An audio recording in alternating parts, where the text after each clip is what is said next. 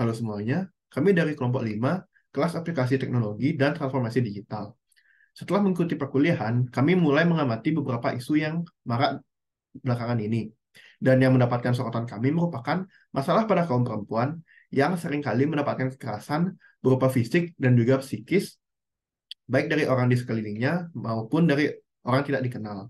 Oleh karena itu, kami menawarkan sebuah solusi, yakni sebuah perangkat keamanan portable yang bisa dibawa kemana saja dan bisa terhubung dengan sebuah aplikasi yang bisa memberikan layanan seperti pengiriman sinyal darurat dan juga pemantauan lokasi secara real time, yang mana pengoperasian alat ini bisa digunakan tanpa mengakses atau membuka handphone terlebih dahulu. Untuk alat ini sendiri kami namakan dengan Secure Heart. Selanjutnya yaitu problem atau masalah yang melatar belakangi adanya inovasi ini, yaitu masih banyaknya kekerasan terhadap perempuan, baik fisik maupun psikis. Kekerasan terhadap perempuan ini masih menjadi masalah yang serius di Indonesia. Menurut data dari Kementerian Pemberdayaan Perempuan dan Perlindungan Anak pada tahun 2020, terdapat 406.178 kasus kekerasan terhadap perempuan yang dilaporkan ke pihak berwenang. Namun, angka sebenarnya diperkirakan jauh lebih tinggi, karena banyak kasus yang tidak dilaporkan. Kemudian masalah budaya patriarki, yang menganggap perempuan lebih rendah daripada laki-laki, menjadi salah satu penyebab terjadinya kekerasan terhadap perempuan. Selain itu, masih kurangnya pendidikan dan kesadaran akan hak-hak perempuan baik di kalangan laki-laki maupun perempuan. Masalah lainnya yaitu kurangnya akses ke bantuan darurat saat menghadapi situasi yang berbahaya. Beberapa perempuan mungkin mengalami kesulitan untuk mengakses bantuan darurat saat menghadapi situasi tersebut. Kemudian masalah selanjutnya adalah adanya keterbatasan keamanan transportasi, baik transportasi umum ataupun pribadi dapat menjadi momen rentan bagi perempuan. Oleh karena itu, kami memberikan solusi yaitu sebuah platform dashboard pengembangan sistem keamanan perempuan yang bernama Secure Her untuk meningkatkan keamanan perempuan, memberikan akses cepat ke bantuan darurat, serta meningkatkan kesadaran akan hak perempuan. Secure Her ini menjadi langkah proaktif dalam mengatasi permasalahan kekerasan terhadap perempuan dan memberikan dukungan yang lebih baik kepada mereka saat berada di situasi yang berbahaya.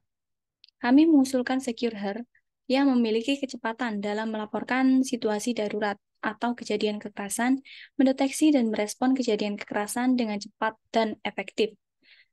Sistem dashboard ini dapat menyediakan akses cepat ke sumber daya darurat, menghubungkan perempuan dengan layanan keamanan, pusat krisis, ataupun kelompok dukungan.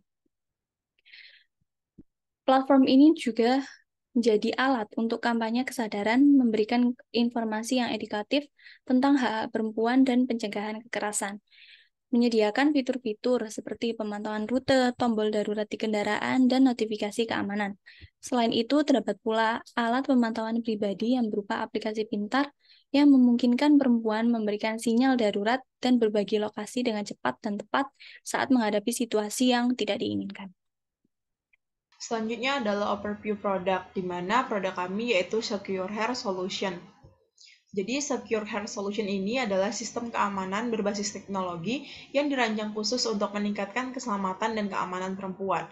Secure Hair Solution ini adalah langkah proaktif dalam mengatasi permasalahan kekerasan terhadap perempuan dan memberikan dukungan yang lebih baik kepada mereka dalam situasi yang berbahaya.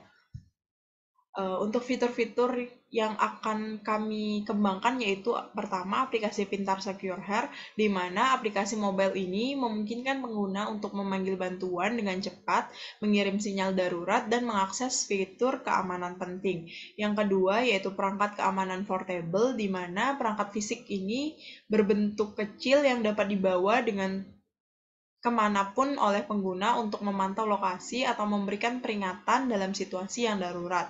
Yang ketiga yaitu pusat kontrol online, di mana pusat kontrol online ini berbentuk dashboard online yang memungkinkan pengguna mengelola preferensi keamanan, melihat data historis, dan juga terhubung dengan layanan keamanan.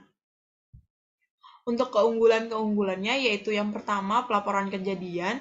Jadi aplikasi Secure Hair Solution ini memungkinkan pengguna untuk dengan cepat melaporkan situasi darurat atau kejadian kekerasan. Laporan tersebut akan diteruskan kepada pihak berwenang atau sumber daya bantuan yang tepat. Yang kedua yaitu informasi lokasi, di mana platform ini menyediakan peta interaktif dengan informasi tentang lokasi pusat perlindungan, layanan medis, dan juga titik-titik penting lainnya. Jadi pengguna dapat dengan mudah menemukan tempat-tempat ini dalam situasi yang darurat. Kemudian ada analisis statistik, di mana Secure Health Solution ini menggunakan analisis statistik untuk mengidentifikasi tren dan pola kekerasan pencegah terhadap perempuan. Informasi ini dapat membantu dalam perencanaan strategi pencegahan yang lebih efektif. Kemudian ada kampanye kesadaran, di mana platform ini juga berfungsi sebagai alat untuk kampanye kesadaran, memberikan informasi edukatif tentang hak-hak perempuan dan juga pencegahan kekerasan. Selanjutnya adalah analisis pasar, di mana yang pertama yaitu kebutuhan yang tumbuh, yang mana kebutuhan akan solusi keamanan pribadi semakin meningkat terutama di kalangan perempuan yang seringkali menjadi target kekerasan atau ancaman. Yang kedua yaitu pertumbuhan teknologi, di mana dengan peningkatan penetrasi teknologi, adopsi solusi keamanan berbasis teknologi juga mengalami kenaikan yang sangat signifikan. Yang selanjutnya ada bisnis model Canvas, yaitu yang pertama ada key partner, dengan ada 3 key partner, yaitu badan statistik, pengelola data, dan investor.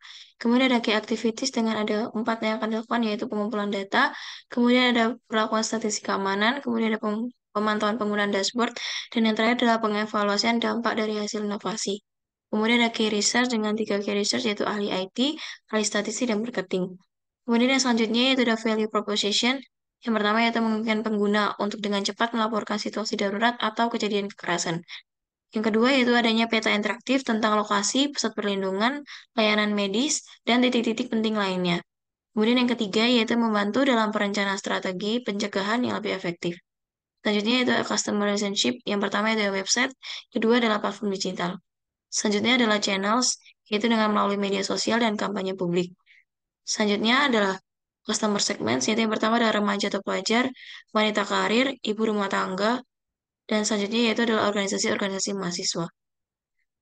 Selanjutnya adalah cost structure, yang pertama yaitu pengembangan platform, pengembangan fitur, gaji para ahli, dan yang terakhir adalah biaya marketing. Dan yang terakhir adalah revenue stream, yaitu sistem berbasis teknologi. Selanjutnya merupakan analisis pesaing. Yang pertama adalah Safe to Safety. Aplikasi ini merupakan aplikasi yang memungkinkan penggunanya untuk mengirimkan sinyal darurat dengan menggoyangkan handphonenya. Terdengar ringkas, namun penggunanya harus selalu memegang handphonenya supaya penggunaan aplikasi ini bisa lebih optimal. Yang kedua adalah BeSafe. Aplikasi ini merupakan aplikasi yang menyediakan berbagai layanan seperti pemantauan lokasi secara real-time, sinyal darurat, dan panggilan palsu untuk membantu perempuan menghindar dari situasi bahaya. Akan tetapi, sama seperti Safe to Safety, penggunanya harus membuka handphone terlebih dahulu untuk mengakses layanan yang tersedia.